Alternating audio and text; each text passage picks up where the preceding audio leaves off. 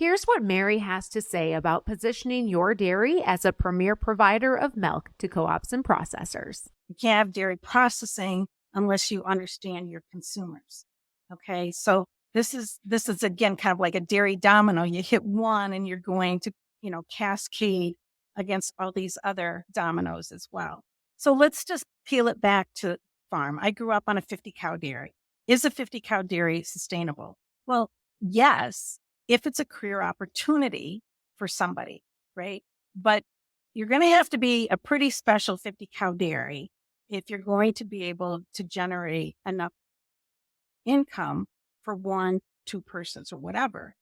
But if the off-farm income is from a high-paying job, yeah, can it be sustainable? Well, yes, if it has a market for their milk. And I think for farms that do not ship a tanker load of milk, your biggest challenge is going to be traceability of your milk to a processing plant. Okay. So, but are there markets for that milk? Absolutely. The question is, are you in that market, right? Do you have a processor that's willing to pick up a milk that's less than truckload quantities or a commingled load? Sometimes you get into these farms that are too big to be small and too small to be big, right? And so labor becomes a real challenge in these farms as well. So, but again, I go back to if you are shipping a truckload quantity of milk, your opportunities actually grow. You'll have more opportunities because you can really be a vendor at that size. The larger scale dairies are going to have to continue to have the lowest carbon footprint. They have to have the highest level of animal welfare. They're the ones that are more under the microscope for labor, animal welfare, and environmental compliance.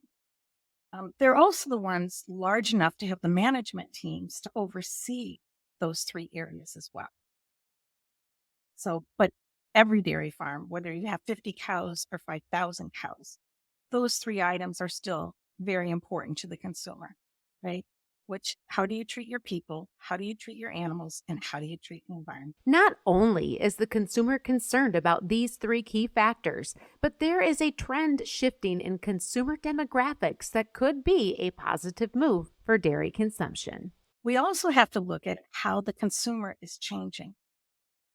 I don't eat the same dairy products today as I'm in my 60s as what I did in my 50s and my 40s. And if you look at the demographics of the world, pretty much every place outside of Africa is getting older. Okay.